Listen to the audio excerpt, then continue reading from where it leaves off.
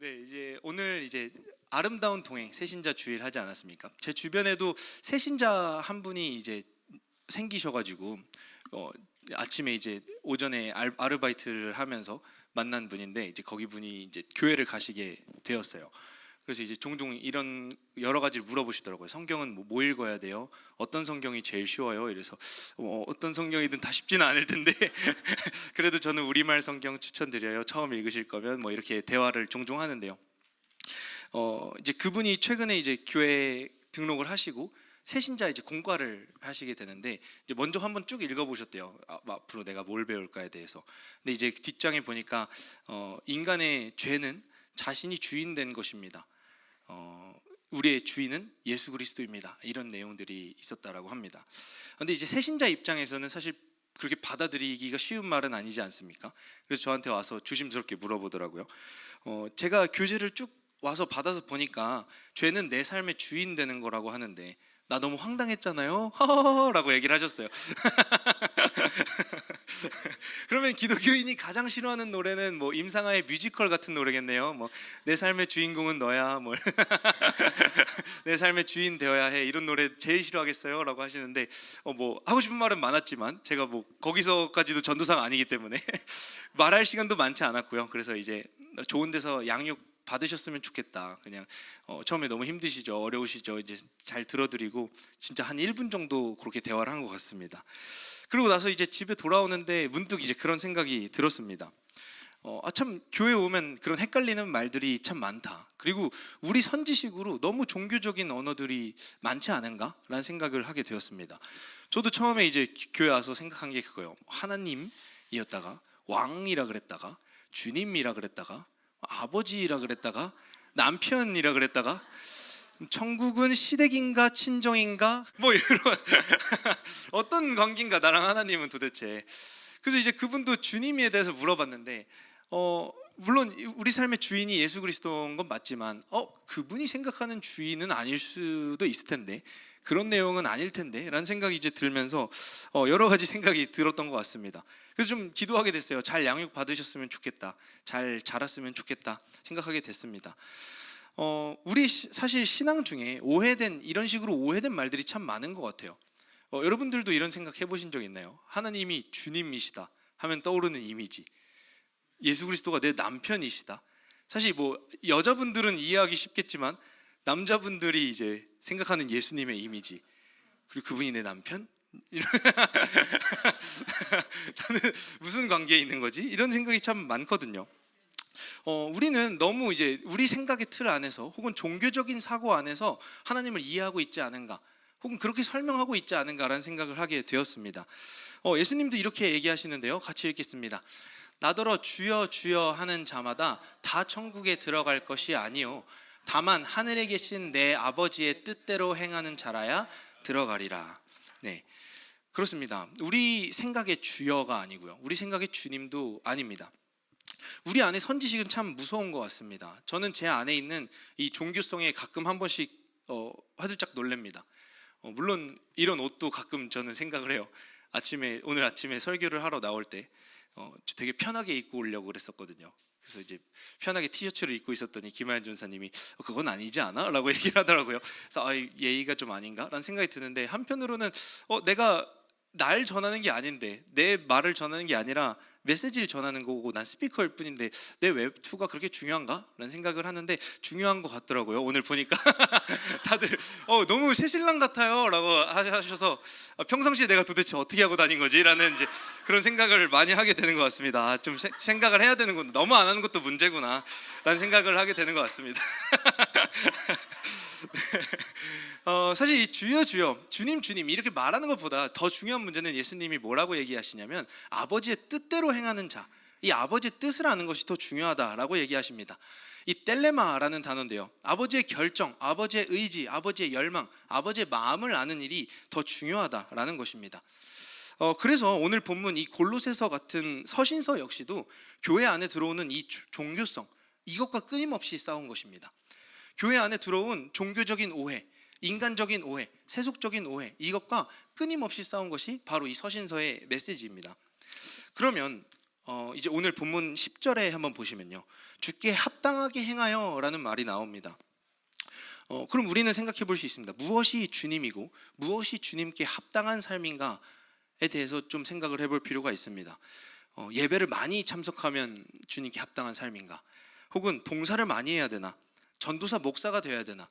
우리 안에 있는 주님이라는 말은요, 이런 모습이지 않은가 생각을 해요. 뭔가 열심히 일하게 만들고 더 부담스럽게 만들고 두려움을 느끼게 하고, 우리 중고등부도 항상 고민합니다. 주님께 뭔가 헌신하면, 자기 삶을 내어 맡기면 내 인생 망하게 하시지 않을까. 항상 애들이 물어보는 게 그거예요. 여기 다 던졌다가 내 인생 망하면 어떡해요? 대학 가고 좋은 직장 간 다음에 그 다음에 믿을게요 라고 오늘 예찬이가 방금 얘기하더라고요. 우리 삶에서 주님은 좀 부담스럽습니다. 왜냐하면 이런 이미지가 너무 강하기 때문이에요. 그런데 아까도 말씀드렸지만 성경 어느 곳을 보면 하나님은 아버지라고 소개되기도 하고 남편이라고 소개되기도 합니다. 우리는 이 하나님이 우리와 어떤 관계를 맺고 있는가, 우리에게 어떠한 모습으로 말씀하고 계시는가에 대해서 생각해 볼 필요가 있습니다. 우리가 주님이라고 하는 오늘 본문 속에 이 주님이라는 말은요, 헬라어로 퀴리오스라는 단어를 사용합니다. 이것은 우리가 생각하는 저런 주인의 의미도 있고요, 왕이라는 의미도 있고 권력자라는 의미도 가지고 있습니다. 이 예수님을 퀴리오스라고 부른다는 것은요, 당시 성도들에게 굉장히 중요한 고백이었습니다.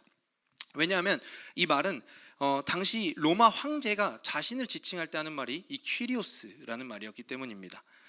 시저는 주다, 가이사는 퀴리오스다라는 것이 그들 당시 로마 시대에 살던 사람들의 삶이었습니다. 이것은 당연한 사고였습니다. 그 다스림, 시저의 다스림과 가이사의 힘 안에서, 그 권력 아래서 살아가는 우리가 그 백성이다라는 고백이 바로 가이사는 퀴리오스다라는 말입니다. 그런데 이 그리스도인들은요, 자신이 죽을 것을 각오하고 예수가 우리는 주다라고 고백하기 시작했습니다. 그들은요, 이 가이사의 통치 아래, 그 다스림 안에 있는 것이 아니라 우리는 하나님의 다스림 안에 있는 하나님이 우리의 주님이시다라는 고백을 하기 시작한 것입니다.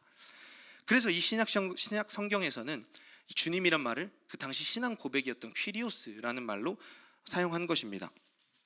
이 주님은요, 그들에게 신앙 고백입니다. 단순히 나를 두렵게 하시는, 뭔가 나한테 부담을 주시는 그런 우리 개념 안에서의 주님이 아니라요, 우리 신앙 고백입니다. 나는 이 세상 다스림이 아니라 하나님 아래 다스림 아래 살아가는 사람입니다 라는 고백입니다. 그러나 이건 또 종교적인 말이 아닙니다. 나는 속세를 떠났다, 나는 세상 권력을 무시하겠다, 이런 얘기가 아닙니다. 나는 그들의 말을 쫓지 않겠다, 내 지향과 내 가치는 거기에 있지 않다라는 고백이 바로 이 퀴리오스라는 고백이었습니다. 이 퀴리오스는요, 자기의 생명을 건 고백이었습니다. 인생의 방향과 지향에 대한 신앙 고백이 이들이 말하던 주님이라는 의미였습니다. 그런데 이것이 우리 머릿속에 있는 다른 주님의 개념과 섞이면서 다소 종교적인 의미로 바뀌는 것을 보게 되었습니다. 뭔가 주님께 잘 보여야 되고, 주님께 뭔가 공로를 보여야 되는, 열심히 해야 되는 이런 이미지로 자꾸 바뀌게 되는 것입니다.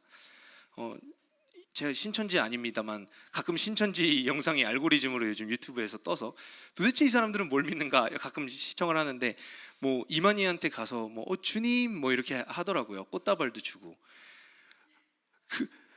말을 잃었습니다. 제가 보면서 이거 뭐가 잘못됐다 할 수 있는 말이 없었습니다. 이런 주님이 아닌데, 성경에서 말하는 주님은 이런 의미가 아닌데, 우리 막 주님 사랑해요 막 일품 보여야 되고 이런 얘기가 아니라 신앙 고백이었는데, 이들은 목숨을 걸고 한 말이 주님이란 말이었는데 라는 생각이 들었던 것 같습니다. 이 신앙 고백이었다는 것을 우리가 생각해 볼 필요가 있습니다. 그냥 단순히 우리 개념 안에 어떤 존재에 대해서 호칭이 아니라 그들의 죽음을 건, 목숨을 건 신앙 고백이었다라는 것을 기억을 하면서 조금 더 살펴보도록 하겠습니다. 이건 지금 헬라어고요. 신약 성경에는 이렇게 되어 있지만 구약 성경에는요, 여호와, 그리고 그들은 여호와를 부를 수 없었기 때문에 아도나이라는 말을 사용했습니다. 이 말이 신약 성경에 오면서 퀴리오스라는 말로 번역이 된 것입니다. 그들은 이 아도나이라는 말을 사용했습니다. 하나님은 구약에서 자신을 여호와라고 소개를 합니다. 같이 한번 읽도록 하겠습니다. 출애굽기 3장 15절입니다. 하나님이 또 모세에게 이르시되 너는 이스라엘 자손에게 이같이 이르기를 너희 조상의 하나님 여호와 곧 아브라함의 하나님 이삭의 하나님 야곱의 하나님께서 나를 너희에게 보내셨다 하라. 이는 나의 영원한 이름이요 대대로 기억할 나의 칭혼이라. 네, 하나님이 직접 말씀하신 이름이 바로 여호와입니다. 그리고 이 여호와를 그들은 아도나이라고 불렀고, 이 아도나이를 신약 성경에서 퀴리오스, 주님이란 말로 번역한 것입니다. 우리의 이 머릿속에 무서운 주인님, 뭔가 날 괴롭게 하는 주인, 이 이미지를 좀 벗어버릴 필요가 있는 것 같습니다.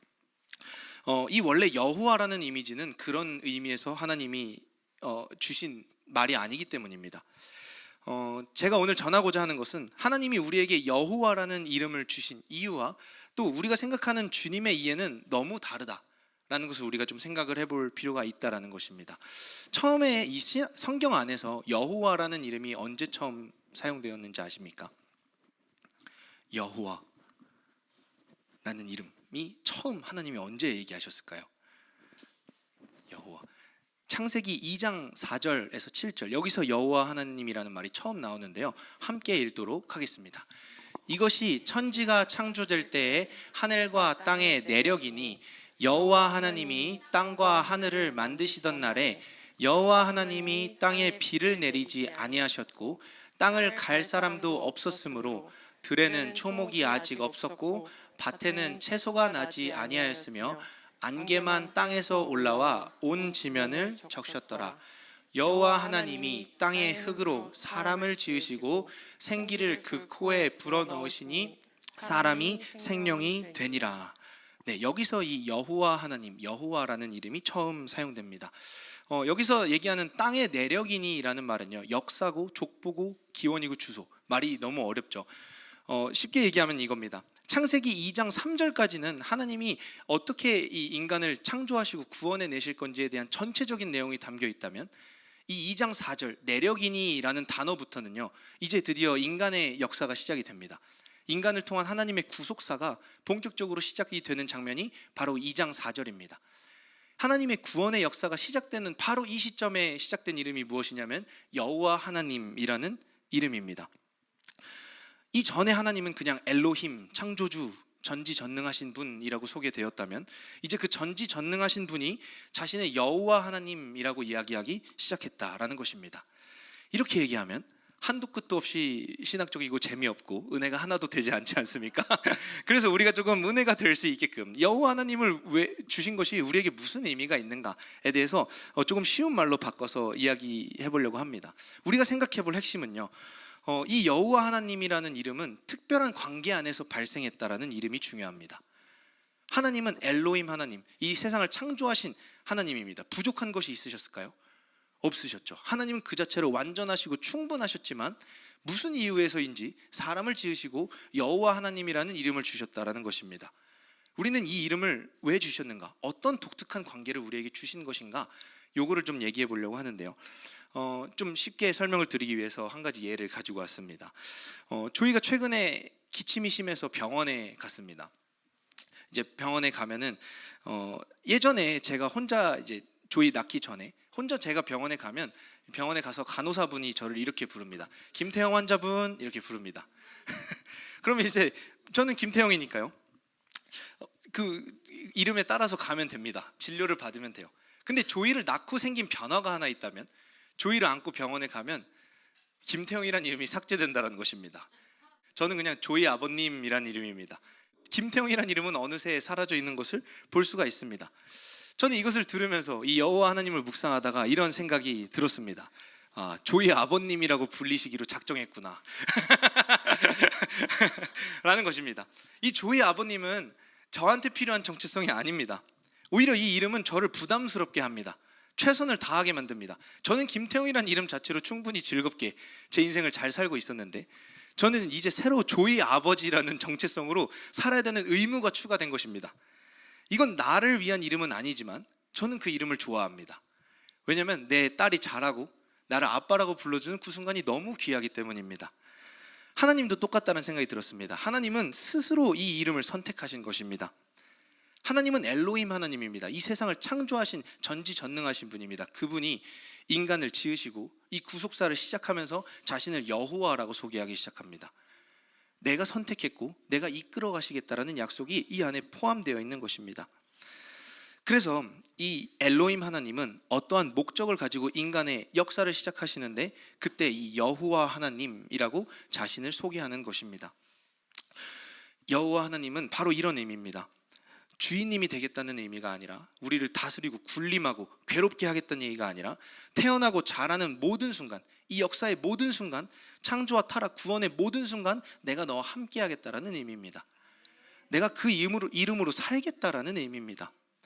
그럴 이유가 없지만 하나님은 이 백성들을 자신의 아들로 삼고 그 이름을 위하여 사시는 분이었습니다. 그리고 이 백성들, 자녀의 성장을 보면서 너무 기뻐하는 것입니다. 사무엘상 12장 22절에는 이렇게 얘기합니다. 함께 읽겠습니다. 여호와께서는 너희를 자기 백성으로 삼으신 것을 기뻐하셨으므로 여호와께서는 그의 크신 이름을 위해서라도 자기 백성을 버리지 아니하실 것이요. 아멘. 네, 하나님의 이름은 여호와입니다. 이 여호와 하나님이 자기 백성으로 삼으신 것을 기뻐하셨다.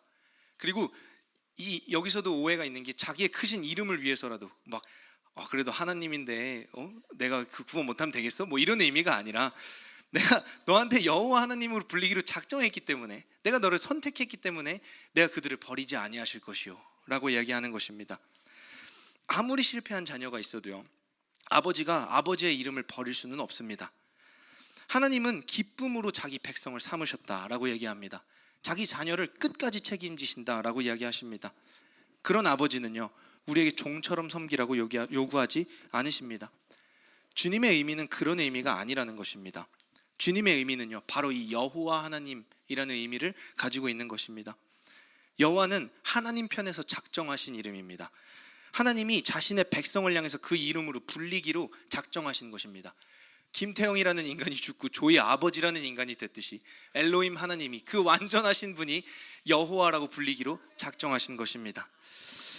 우리를 사랑하시기로 작정하시고 자녀 삼으셨다라는 의미가 바로 이 여호와라는 이름이 담고 있는 의미입니다. 그렇다면 이 여호와 하나님, 이 주님은 우리에게 무엇을 요구하실까요? 어떤 것이 이 주님 앞에서 필요한 것일까요? 그 합당하게 생활하는 것은 무엇일까요? 오늘 본문은 이렇게 얘기합니다. 골로새서 1장 10절 말씀입니다. 함께 읽겠습니다. 주께 합당하게 행하여 범사에 기쁘시게 하고 모든 선한 일에 열매를 맺게 하시며 하나님을 아는 것에 자라게 하시고. 아멘. 자라나는 것입니다. 부모가 자녀에게 기대하는 것은 딱 하나밖에 없습니다. 자라나는 것입니다. 건강하게 자라나는 것이 부모의 마음입니다. 이 자라난 자라난 자녀는요 그때 비로소 부모의 마음을 아는 것 같습니다. 나한테 왜 그렇게 말씀하셨는지, 왜 그렇게 이끄셨는지, 왜 그토록 외치셨는지 중고등부 시절엔 모르지만 20살이 돼도 잘 모르지만 군대에 갔다 와도 잘 모르지만 30살쯤은 알까요? 조금 성장하게 되면 알게 되는 것 같습니다. 왜 나한테 그렇게 얘기하셨는지, 왜 내 삶을 이끄셨는지. 하나님은 이 자라나는 것을 기다리고 계시는 것입니다. 이것이 주님께 합당하게 사는 것입니다. 주님의 자녀로 사는 것입니다. 지금 이 편지가 쓰여지던 바울 이 당시의 골로새 교회는요 많은 이단들이 우리의 신앙을 종교적인 것으로 바꾸려는 시도들이 있었습니다. 이전에 유대교 안에서 있던 종교 관습을 유지시키려고 하거나 혹은 어떤 영적인 엑스터시, 영적인 체험을 하게끔 하거나 혹은 금욕적인 삶의 태도를 취해서 막 이 세상을 의미 없게 만들고 삶을 허무하게 만들거나 이런 시도를 계속 교회 안에서 했던 것입니다. 바울은 이런 시도를 하는 이들에게 이렇게 얘기하고 있는 것입니다. 바로 앞절 골로새서 1장 9절 말씀입니다. 함께 읽겠습니다. 이로써 우리도 듣던 날부터 너희를 위하여 기도하기를 그치지 아니하고 구하노니 너희로 하여금 모든 신령한 지혜와 총명에 하나님의 뜻을 아는 것으로 채우게 하시고. 네, 여기서도 텔레오라고 얘기합니다. 하나님의 의지와 작정과 열망, 그 마음을 아는 것으로 채워라 라고 얘기합니다. 바울은 이 이단들이 판을 친다는 소식을 듣자마자 억장이 무너져서 편지를 쓰고 있는 것입니다. 헛소리에 속지 말아라. 우리 신앙 그런 거 아니다. 우리의 믿음의 여정은 아버지의 뜻을 아는 것까지, 그 잘하는 것까지에 있다. 자녀로 마땅히 그 아버지에서 자라는 것, 이것이 우리의 신앙이지 그런 종교적인 체험, 염세주의적인 삶의 태도, 이런 것이 우리의 신앙이 아니다라는 것입니다. 우리는 왜 여호와 하나님이 자신이 여호와라고 불리기로 작정하셨는가, 어떤 계획과 마음을 품고 계셨는가, 이것을 아는 데까지 자라나는 일, 이것이 우리가 해야 할 일입니다. 바울은 이 말씀을 통해 묻고 있는 것입니다. 종교적 관행이 무엇가 중요한데, 금욕적인 생활에서 내가 깨끗해져서 도대체 되려고 하는 게 뭔데, 신비한 체험, 그 마약 같은 그 체험, 그래서 그 체험 때문에 현실을 똑바로 살아내지 못하는 그 신앙이 뭐가 중요한데 라고 이야기하는 것입니다. 그게 목적이 아니라 우리 아버지의 마음을 아는 것, 자라나는 것, 이것이 가장 중요한 거야 라고 기도하고 있는 것입니다. 하나님은 우리의 삶을 두렵게 하시고 염려하게 하시고 더 바쁘게 일하라고 채찍질하는 그런 분이 아닙니다. 그것은 우리가 이전에 종살이 하던 곳, 이 세상에서나 마땅한 원리였습니다. 요즘 중고등부 친구들이 저한테 자주 묻는 말이 있습니다. 도대체 하나님은 사람을 왜 만드신 거예요? 왜 이 피곤한 삶을 살게 하셨습니까? 제가 하나님이 왜 만들었는가까지는 설명할 수가 없습니다. 어떤 목적을 가졌는가는 얘기할 수 있겠지만 왜는 뭐 제가 만든 게 아니니까요. 근데 이 질문을 들으면서 이런 생각이 들었어요. 이들이 어떤 피로감을 느끼고 있는가, 이들이 얼마나 피곤한 인생을 살고 있는가 라는 것을 짐작할 수 있는 질문이었습니다. 이들은요, 이제 고등학교에 진학을 얼마 안 앞두고 있는데 드디어 입시 체계라는 피로감을 엄청나게 느끼고 있습니다. 요즘 우리 중고등부의 최대 관심사는 이 고등학교, 대학교 진학하는 문제입니다. 그래서 이 기말고사 시험 보는 거, 뭐 이제 고등학교 가기 전에 예습 복습하는 거, 이런 걸로 엄청 스트레스를 받고 있어요.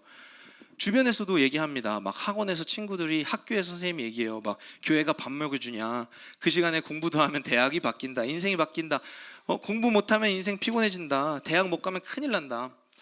이제 이 대한민국 입시 시스템을 조금씩 경험 중입니다. 이들에게 바쁘게 채찍질을 하는 거죠. 더 훌륭한 사람, 사회에 쓸모있는 인간이 되라, 채찍질이 시작된 것입니다. 그런데요, 그 시절을 지나본 우리들은 압니다. 이게 그렇게 막 목숨 걸고 자살할 정도의 중요한 시험이 아니거든요. 그게 막 내 인생을 걸 만한 그런 문제가 아닌데 그 당시에는 보이지 않는 거죠. 할 수가 없는 것입니다. 뭐 대학에 가는 것, 얘들아 오해하지 마, 중요한 문제지만 그들이 느끼는 것만큼 큰 문제는 아니라는 것입니다. 잘 생각해 보면요, 10대 20대 때 그렇게 목숨 걸던 일들이 3, 40대가 되면 아무것도 아닌 일이 됩니다.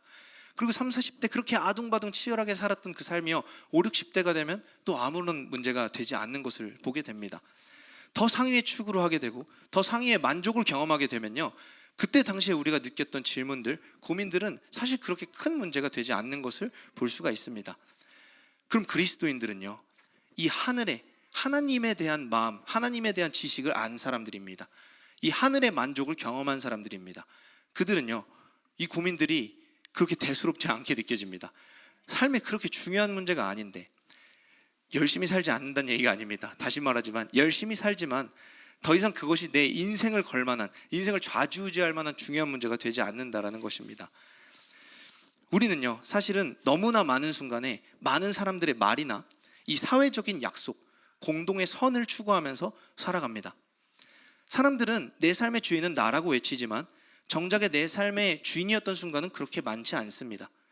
누군가가 얘기해줘서, 누군가가 이거 안 하면 불행하대서, 누군가 이거 꼭 해야 된대서, 인생에 없으면 안 되는 문제라 그래서 쫓아갔던 경우가 더 많습니다.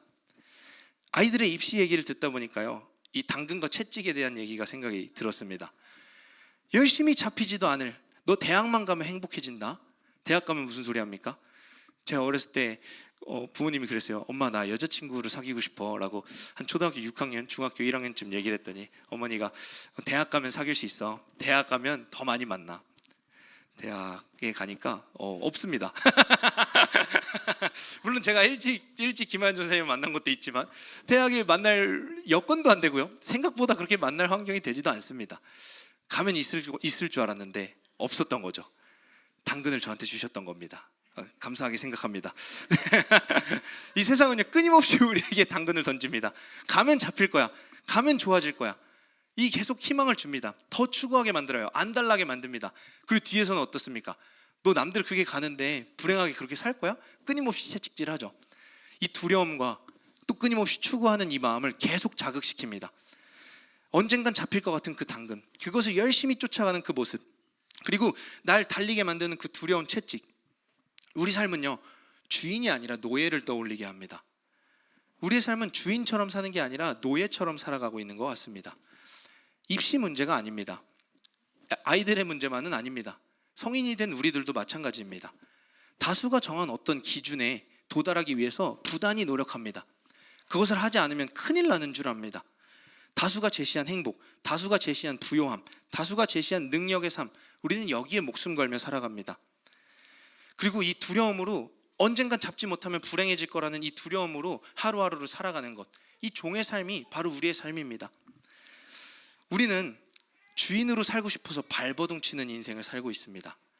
주체적으로 살기 위해서 부단히 노력합니다. 그러나 우리 대부분은 이미 누군가 만들어 놓은 체계 안에서 열심히 살아가고 있습니다. 발버둥 치고 있는 것입니다.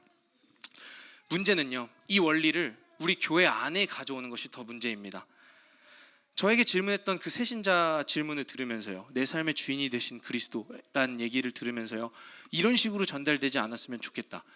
이런 잡히지도 않을 것 같은 문제 가지고 끊임없이 두려워하게 하면서 주님을 쫓게 하지 않았으면 좋겠다라는 기도를 하게 되었습니다.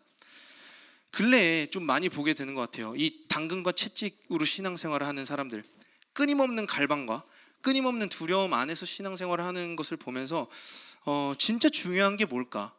주님이 그럼 진짜 내 삶의 주인 되신다라는 것은 뭘까? 나는 어떠한 자유를 얻었고 어떠한 기쁨으로 이 땅을 살아갈 수 있을까? 나한테 이 삶을 왜 허락하셨을까라는 것을 생각하게 되었습니다. 하나님은 우리를 피곤하게 살게 하지 않으십니다. 우리 일상생활이 피곤한 이유는요, 하나님을 잊었기 때문입니다. 자라나는 일을 멈추었기 때문입니다. 하나님은 우리의 삶을 충분히 누리게 하시고 하나님이 주신 것을, 그 복을 만끽하고 기뻐하게 하십니다. 그러나 하나님을 잊었을 때 우리는 그 주신 것을 하나도 온전히 누리지 못하는 것을 경험하게 됩니다. 출애굽기 1장 7절에서 8절 말씀입니다. 함께 읽도록 하겠습니다. 이스라엘 자손은 생육하고 불어나 번성하고 매우 강하여 온 땅에 가득하게 되었더라. 요셉을 알지 못하는 새 왕이 일어나 애굽을 다스리더니. 네, 이 이스라엘 백성은요, 요셉의 자손들은요, 이 여호와 하나님을 경험하고 충분히 누리고 있었음을 알 수 있습니다. 단순히 부와 힘을 누린 것이 아니라 하나님이 어떠한 분인가를 그들의 삶을 통해서, 이 요셉의 삶을 통해서 경험한 것입니다. 그것을 알고 있었던 것입니다. 그런데 요셉을 알지 못하는 새 왕, 여호와 하나님을 모르는 그 상실된 시대를 맞이한 이들은요, 그 삶이 종으로 전락하게 됩니다. 이집트 왕뿐만이 아닙니다. 백성의 기억 속에서도 여호와 하나님은 희미해져 가고 있었습니다. 이 시대가 그렇습니다. 누구도 잘 사는 게 무엇인지 말해주지 않습니다. 누구도 어디로 가야 괜찮은 인생을 사는지, 가치 있는 것인지 말해주지 않습니다. 그저 열심히 달리면 된다라고 말할 뿐입니다. 우리의 삶이요, 우리의 신앙생활이, 우리의 사역이 단순히 체력이 아니라 심적으로, 영적으로 피곤하고 지치는 이유는요, 우리가 여호와 하나님을 잊었기 때문입니다. 그때 우리는 이 삶에 지쳐 있는, 삶의 두려움으로 일하는 종으로 이 땅을 살아가게 되는 것입니다. 하나님은 우리에게 자신의 여호와 하나님이라고 소개합니다. 두려움과 의무감에 빠진 삶이 아니라 아버지의 마음과 뜻을 알아가는 그 아들로 이 땅을 누리게 하시는 분이 바로 우리 하나님이라는 의미입니다. 호세아 11장 1절입니다. 함께 읽겠습니다. 이스라엘이 어렸을 때 내가 사랑하여 내 아들을 애굽에서 불러냈거늘. 이스라엘이 이 어렸을 때 이 백성을 사랑하시기로 작정하셨다라는 말입니다. 그들을 이 세상 원리, 이 종된 원리에서 불러내어 하나님의 백성이라는 독특한 관계 안으로 들어가게 하셨다라는 것입니다. 그리고 이 독특한 관계는 아들이라는 단어로 설명이 됩니다.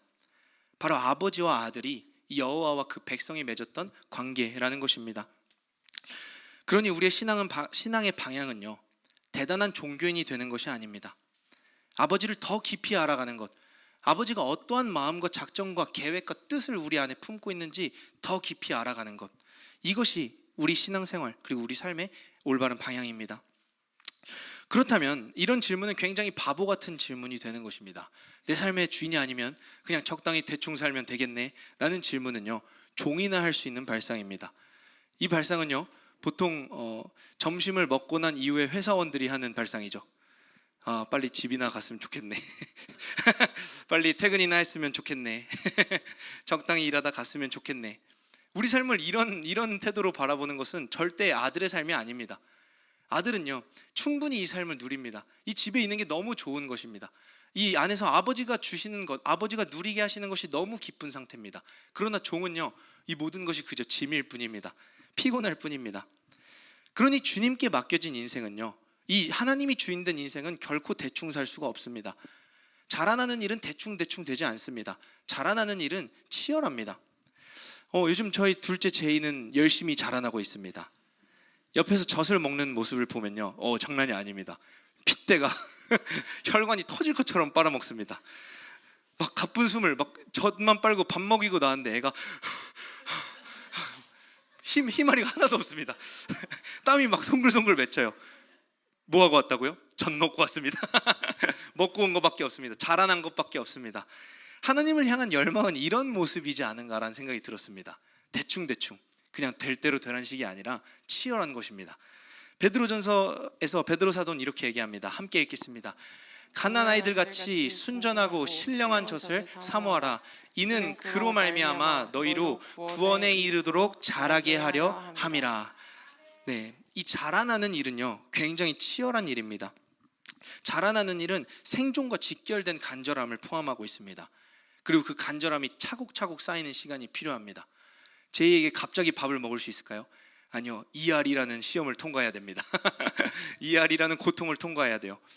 잠을 오래 자려면요, 위가 늘어나는, 키가 자라는 이 고통을 포함해야 많이 먹고 오래 잘 수 있습니다.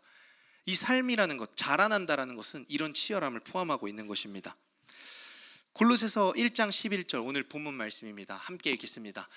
그의 모든 영광의 힘을 따라 모든 능력으로 능하게 하시며 기쁨으로 모든 견딤과 오래 참음에 이르게 하시고. 네, 이 정서는요, 적당히 예수 믿고 적당히 잘 살아보자라는 이 정서에서는 절대 나올 수 없는 발상입니다. 모든 견딤과 오래 참음, 그 자라나는 과정을 치열하게 살아내는 것입니다. 우리의 구원의 여정은요, 치열합니다. 자라나는 일은 그렇게 쉽지 않습니다. 올 한 해 2023년이 이제 얼마 남지 않았는데 여러분들은 어떤 치열한 여정을 살아나셨습니까? 하나님을 얼만큼 더 알게 되었고 얼만큼 더 신뢰할 수 있게 되었는지 우리가 이것을 한 해가 끝나기 전에 생각을 해봤으면 좋겠습니다. 이 견딤과 오래 참음이란 단어는요, 각각 휘포몬의 마크로디미아라는 단어를 사용하고 있습니다. 그 아래 머물러서요, 이 극률한 마음, 그 주체, 그 방향을 꿋꿋하게 유지해 나가는 것, 이것을 의미하는 것이 견딤과 오래 참음입니다. 하나님 아래 머물면서 계속해서 그 마음을 확인하고 내가 더 나아갈 수 있겠구나, 더 버틸 수 있겠구나, 이 마음을 확인하는 것, 내 마음을 고정시키는 이 일, 이것이 자라나는 일입니다. 이 오래 참음은요, 그냥 막 오래 참는 것이 아닙니다. 주님이 우리를 향해 오래 참으셨다. 주님이 그냥 막 저거 죽여야 되는데 하면서 오래 참으셨을까요?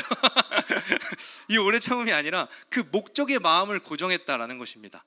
내가 그들에게 보이기로 한 그 작정, 하나님의 약속의 마음을 고정했다. 그래서 꿋꿋이 그 길을 향해 갔다. 그 마음이 바로 마크로디미아입니다. 성도가 품어야 될 마음이에요. 우리가 어디로 가야 되는가, 어디를 향해 우리의 지향은 어디로 쏟아져야 되는가, 이것을 확인하는 것입니다. 우리 성도는요, 자주 보는 것과 그 보는 것이 주는 불안함과 싸웁니다. 들리는 것이 주는 두려움과 싸웁니다. 내 눈에는 내 어려움만 보이고 주님은 안 보여서 싸웁니다. 내 안에 끊임없이 올라오는 이 나의 의와 싸웁니다. 이 폭풍 가운데서, 이 삶 가운데서 내 마음이 흔들리고 요동칠 때가 너무나도 많습니다. 좀 확실했으면 좋겠는데, 조금 알 것 같으면 멀어진 것 같고, 잠깐 정신 놓고 일하다 보면 내 마음이 다 흔들려져 있는 것을 경험할 때가 있습니다. 이 골로새 교회가 그랬던 것입니다. 이들 안에 들어왔던 종교심, 이들 안에 들어왔던 세속적인 가치관, 교회는 이것과 치열하게 싸운 것입니다. 우리는 안 그렇습니까? 하나님 계세요? 같이 가고 있는 거 맞아요? 이런 질문하면서 하루하루 살아가고 계시지 않습니까? 그러다가 나는 포기해도 하나님은 포기하지 않으시는구나라고 경험할 때 성도는 그제서야 비로소 한 발을 내디딜 수 있는 것 같습니다. 내가 잘해서가 아니라 하나님을 더 알아버려서, 그분이 쉬지 않는다라는 걸 알아버려서 내 안에서 계속 일하고 계시기 때문에 우린 그거 믿고 마음 고정할 수 있는 것입니다. 저는 올 한 해 이런 여정을 산 것 같습니다. 종교에서 말하는 것과 같이 항상 뭔가 우리가 생각하는 행복하고 꽃길만 있고 이런 여정을 살지 않습니다. 오히려 저는 이런 고백도 참 많았습니다. 여호와여, 어찌 멀리 서시며 어찌하여 환난 때 나에게 숨으시니까. 또 이런 고백도 했던 것 같습니다. 주여, 깨소서, 어찌하여 주무십니까? 일어나시고 우리를 영원히 버리지 마소서. 어찌하여 주의 얼굴을 가리시고 우리의 고난과 압제를 잊으십니까? 라는 고백입니다. 제가 겪은 주님과 함께하는 삶은요, 현실 도피가 아니라 오히려 이 주어진 현실을 충분히 살아나게 합니다. 이 안에서 충분히 고민하게 하고 충분히 하나님을 구하게 합니다. 충분히 아파도 보고 그 아픔 때문에 다시 하나님 앞에 나아오는 것, 이것을 반복하게 하십니다. 내가 나태해질 쯤 주님이 누구신지 나한테 알려주시고, 때로는 계신 거 맞아요? 같이 가는 거 맞아요? 이것을 끊임없이 확인하게 하십니다. 그리고 하나님이 계셨구나, 저 폭풍 가운데서 나랑 같이 계셨구나, 이때 우리는 한 발 내딛는 것입니다. 주님 안에 우리 삶은요, 이 성장의 여정을 사는 것입니다. 견딤과 오래 참음을 사는 것입니다. 주님 안에 머물며 그 마음을 주님께 고정하는 이 과정을 사는 것입니다. 이 기다림이라는 시간을 통해서 깊은 만족을 경험하게 하시는 것, 이것이 성도에게 허락한 삶입니다. 여러분과 함께 나누고 싶은 노래가 있어서 가지고 왔는데, 지난주 월요일에 주연 목사님 통해서 알게 된 노래예요. 찬양은 아니지만 이 싱어게인의 홍이삭이라는 가수가 부른 기다림이라는 노래인데, 올 한 해 제가 느꼈던 마음들과 되게 비슷한 마음들이 느껴졌던 노래였던 것 같습니다. CCM 가수인데 이제 경연 프로그램에 나와서 가요를 불렀는데 이 가요가 굉장히 찬양스럽게 느껴졌던 순간이었어요. 가사가 그렇습니다. 미칠 것 같아 기다림, 내게는 아직도 어려워, 보이지 않는 네가 미웠어, 참을 수밖에, 내게 주어진 다른 길이 없어 속삭여 불러보는 네 이름, 어두운 바다를 떠돌아다니는 부서진 조각배 위에 뉘인 내 작은 몸, 언젠가 그대가 날 아무 말 없이 안아주겠죠? 그 품 안에 아주 오래도록. 언젠가 그대가 날 아무 말 없이 안아주겠죠? 그댄 나를 아무 말 없이 안아주겠죠? 내 품 안에 아주 오래도록. 이라는 가사입니다. 이 기다림이라는 정서가 이 땅을 살아가는 성도의 마음이지 않은가 생각을 하게 되었습니다. 삶이 끝나지 않는 터널인 것 같은 느낌이 들 때가 있습니다. 말씀을 전하는 사역자든, 회사에서 일하는 회사원이든, 아이를 키우는 부모든, 공부를 하는 청소년이든, 성도라면 누구나 한 번쯤은 느끼는 정서입니다. 나 잘 가고 있는 거 맞나요? 하나님 같이 가는 거 맞나요? 그리고 눈에 보이는 것에 그 시선을 빼앗길 때가 많습니다. 그런데 이 말씀 안에서 나를 기다리고 안아주시는 하나님을 만나게 됩니다. 나는 잊었지만 당신은 나를 잊지 않으셨군요. 이 마음을 확인하게 됩니다. 그 기다림 안에서 그 시간을 지나서 우리는 한 발 내딛게 됩니다. 가요지만 제가 느꼈던 이런 신앙적 정서가 여러분 가운데 좀 전해졌으면 좋겠습니다. 잠깐 노래 들어보도록 하겠습니다. 그대가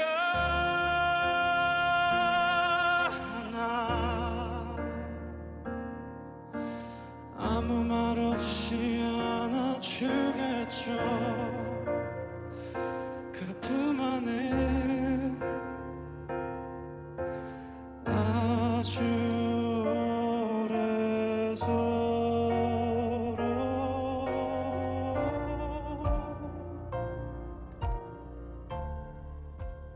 대단한 담력으로 한 발 내딛는 거 아니라요, 이 길 아니면 나한테 더 이상 위로가 없어서 이 길 끝에서 당신 만난다는 그 설렘으로 우리는 이 기다림이라는 시간을 사는 것 같습니다. 우리는 묻고 들으며 깊은 관계로 나아가는 그 시간이 필요합니다. 연인이 되고 부부가 되고 또 부모가 되는 이 과정을 사는 것처럼 우리 안에서 시작된 그 사랑이요, 때로는 기다림으로 깊어지는 시간이 필요하다는 것을 묵상하게 되는 노래였습니다. 그 깊어진 시간만큼 하나님을 우리는 더 알게 되는 것 같습니다. 마지막으로 우리를 향한, 이 자녀들을 향한 하나님의 마음이 어떤 마음이었는가 나누고 마치려고 합니다. 에스겔 16장을 보면요, 하나님은 자신을 버린 이스라엘 백성들, 음행하는 이 백성들에게 돌아오라라는 외침을 보여주십니다. 그리고 이 여자를 음란한 여자라고 표현을 하세요. 이스라엘을 음란한 여자에 비유하십니다. 그런데 독특한 것은 그냥 여자가 아니라 이 이스라엘 백성이 딸처럼 묘사된다라는 것입니다. 하나님 이렇게 얘기해요. 내가 잘 키워서 예쁜 옷, 예쁜 보석 입혀서 키워놨더니 왕후의 지위에 올려놨더니라고 얘기합니다. 무슨 말입니까? 그 왕과 가족이 되었다라는 것입니다. 내 딸로 키웠다라는 것입니다. 왕으로 만들어놨더니, 문제는 이 백성이 하나님이 아니라 자기 화려함과 자기 권력을 믿기 시작했다라고 얘기합니다. 에스겔 16장 15절입니다. 함께 읽겠습니다. 그러나 네가 네 화려함을 믿고 네 명성을 가지고 행음하되 지나가는 모든 자와 더불어 음란을 많이 행하고 내 몸이 그들의 것이 되도다 라고 얘기합니다. 기껏 열심히 키워놨더니 이 남자 저 남자 이신 저신한테 가서 구걸하고 있는 것입니다. 이런 딸을 보면 아버지가 무슨 마음이 들까요? 조이가 만약에 사춘기가 돼서 이러고 있다라고 한다면 아버지는 이런 마음이었을 것 같습니다. 다리 몽둥이를 부러뜨려 놨어야 되는데 이런 마음이 들죠. 절로 나옵니다.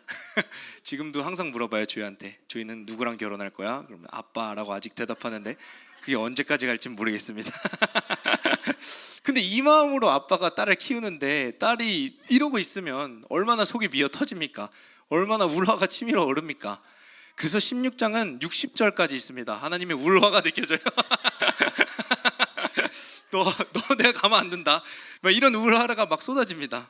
에스겔 선지자를 통해서 도대체 이들이 얼마나 미친 짓을 하고 있는가에 대해서 이 화난 아버지, 딸을 가진 아버지의 마음으로 막 말씀을 하세요. 그런데 그 하나님이 마지막에 이렇게 얘기를 하시거든요. 같이 한번 읽도록 하겠습니다. 그러나 내가 너의 어렸을 때 너와 세운 언약을 기억하고 너와 영원한 언약을 세우리라. 내가 내게 내 언약을 세워 내가 여호와인 줄 네가 알게 하리니 라고 얘기합니다. 그렇게 얘기하시고 다시 한번 이 특별한 관계 안으로 우리를 묶으시는 것을 볼 수가 있습니다. 아버지와 자녀의 관계라는 것을 다시 한번 얘기합니다. 내가 반드시 내가 여호와라는 것을 알게 하리라 라고 얘기하세요. 내가 네 아버지라는 것을 알게 할 거야 라고 말씀합니다. 자녀들은 잘 모릅니다. 이런 말을 외치고 있는 부모의 심정이 어떤지 막상 그 안에 있는 자녀들은 잘 느끼지 못합니다. 그래서 하나님은요, 이 16장 앞부분에 자신이 어떻게 그들을 사랑했는지, 자신의 마음이 어떤 마음이었는지 설명하시는 부분이 있습니다. 함께 읽도록 하겠습니다. 에스겔 16장 4절에서 6절입니다. 내가 난 것을 말하건대 내가 날 때에 배꼽줄을 자르지 아니하였고 너를 물로 씻어 정결하게 하지 아니하였고 내게 소금을 뿌리지 아니하였고 너를 강보로 싸지도 아니하였나니 아무도 너를 돌보아 이 중에 한 가지라도 내게 행하여 너를 불쌍히 여긴 자가 없었으므로 네가 나던 날에 내 몸이 천하게 여겨져 네가 들에 버려졌느니라. 네, 우리가 어떠한 존재인지 설명을 하는데요. 네가 처음 태어났을 때를 말해줄게. 탯줄도 자르기 전에 버려졌다. 씻기지도 않고 버려졌어. 소독하지도 않고 버려졌어. 포대기로 싸지도 않고 버려졌어. 길바닥에 버려져 있는 게 네 삶이었다. 그리고 너를 불쌍히 여긴 사람은 한 명도 없었어. 만약에 불쌍했다면 적어도 4가지 중에 한 가지는 너한테 해줬겠지. 피를 닦아주었든 탯줄을 잘라주었든 강보로 너를 싸주었든 이 중에 하나라도 했었지만 아무도 너한테 이걸 해준 사람이 없었다. 너는 태어나자마자 들판에 버려졌어. 이게 우리 상태라는 것입니다. 하나님이 긍휼히 여기시기 전까지 우리의 삶은 이 들판에 버려진 고와 같은 인생이었다라는 것입니다. 우리의 삶을 보면 그 특징이 너무 잘 나타납니다. 살기 위해서 고군분투합니다. 인정과 존중을 위해서 애씁니다. 버림받지 않게 최선을 다합니다. 뒤처지고 도태되지 않기 위해서 발악을 합니다. 그렇게밖에 살아본 적이 없는 것입니다. 그러니 아버지가 와도 잘 모르는 것입니다. 아버지를 누린다는 것이 무엇인지 잘 모르는 것입니다. 그런 우리에게 하나님은 자신의 진심을 외치시는데요. 같이 표준 세번역으로 한번 읽도록 하겠습니다. 이 모든 것 가운데서 한 가지만이라도 너에게 해줄 만큼 너를 불쌍하게 여기고 돌보아준 사람이 없다. 오히려 네가 태어나던 바로 그날에 사람들이 내 목숨을 천하게 여기고 너를 내다가 들판에 버렸다. 그때 내가 내 곁으로 지나가다가 피투성이로 버둥거리는 너를 보고 피투성이로 누워있는 너에게 제발 살아다만 달라고 했다. 피투성이로 누워있는 너에게 제발 살아만 달라고 했다. 이 버림받은 자녀를 보는 아버지의 마음이 이 마음이었습니다. 우리 성경으로 보면 피투성이어도 살아만 있으라 라고 얘기합니다. 피투성이로 버둥거리는 너를 보고 살아만 달라고 했다. 제발 살아만 달라고 했다. 하나님은요, 이 마음으로 우리를 바라보십니다. 전지전능하고 천지를 창조하신 우리 아버지 하나님이 스스로 여호와라는 이름 안에 자신을 가두고 아버지라는 이름으로 우리의 역사를 시작하게 하십니다. 이런 하나님입니다. 이것이 하나님의 마음이었습니다. 이런 하나님이 우리에게 종교적인 관행과 관습을 요구하실까요? 이 피투성이로 버둥거리는 우리를 살리기 위해서 자신의 아들을 내어주신 분이 우리 하나님입니다. 그런 하나님이 우리를 괴롭게 하는 이상한 주인이 되셨겠습니까? 하나님의 진심은 바로 이것입니다. 피투성이여도 살아만 있어라. 살아만 있어라. 조이가 한번 열성경련으로 쓰러진 적이 있습니다. 거품을 물고 발작을 막 하더라고요. 몸이 다 굳어서. 발작을 할 때 이 쓰러진 조이를 보면서 아, 사람 생명이 이렇게 쉽게 갈 수도 있는 거구나 라는 생각을 문득 하게 되었습니다. 그리고 제가 그 아이를 보면서 품은 마음은 다른 거 필요 없고 살아만 있어라. 응급실 갈 동안 살아만 있어라. 그 진짜 길지 않은 시간이었거든요. 한 5분 정도의 발작 시간이 너무 길게 느껴졌습니다. 이 부모가 자녀를 바라볼 때 느끼는 감정은 하나밖에 없습니다. 살아만 있어라. 제발 살아만 있어라. 그렇게 애지중지 키운 내 자녀가 보이는 것을 쫓고 화려함을 믿고 음행하는 것을 보면서 다시 고아로 돌아가려는 모습을 보면서 이 마음으로 외치는 것입니다. 피투성이어도 살아만 있어라. 그게 너를 향한 내 진심이었다라는 것입니다. 네가 어릴 때, 너는 아무것도 모를 때 창세전에 내 계획 안에서, 내 뜻 안에서 시작한 일이다. 그게 무엇이었냐면 내가 여호와인 줄 네가 알게 하리라. 이것이 주님의 외침입니다. 주님의 마음입니다. 주님이란 말은 종교적인 언어가 아닙니다. 형식적인 말도 아닙니다. 주님은 고아였던 나, 버려졌던 나, 피투성이로 발버둥 치던 나, 아무도 돌보지 않았던 나에게 오셔서 제발 살아만 있어라 라고 외쳤던 우리 아버지십니다. 여러분은 이 주님을 진짜 만나셨습니까? 진짜 삶의 주인이 우리 여호와 하나님이 되셨습니까? 그런 우리 신앙생활의 목적은, 우리의 믿음의 여정은 아버지를 아는 데까지 자라나는 것에 있습니다. 오늘 본문 말씀처럼 하나님을 아는 것에 자라나 12절에 우리 아버지의 마음을 알고 감사하게 되는 것, 성도는 이 여정을 살아내는 사람들이며 이 사랑을 아는 것, 여호와 하나님을 아는 것에 모든 삶을 쏟아붓는 사람들입니다. 끝나지 않을 이 터널 같은 삶에 계신 분들이 있다면, 또 올 한 해 버려진 것 같이 외로우셨던 분들이 있다면, 그리고 또 피투성이로 발버둥 치고 계신 분들이 계시다면 오늘 이 피투성이라도 좋으니 살아만 있어라. 내가 반드시 내 여호와인 줄 알게 하리라 하는 이 위로가 전달되었으면 좋겠습니다. 기도하고 마치도록 하겠습니다. 하나님 아버지, 우리가 기도할 것이 한 가지 있습니다. 하나님, 우리가 하나님을 오해하지 않을 수 있도록 주님 안에서, 그 사랑 안에서 우리가 자라나기를 원합니다. 아버지의 마음을 깊이 알기 원합니다. 우리가 이 땅에서 종과 같이 그 오해된 신앙 안에서 살아가는 것이 아니라 아버지의 아들로, 아버지가 여호와 하나님임을 누리면서 이 땅을 살아가기 원합니다. 오늘 아버지 우리에게 외칩니다. 피투성이어도 살아만 있어라. 이게 내 마음이었다. 내가 반드시 여호와 하나님인 줄 알게 하리라. 아버지, 이 약속을 우리 안에 이루어 주시기를 우리가 이 시간 잠깐 기도하도록 하겠습니다.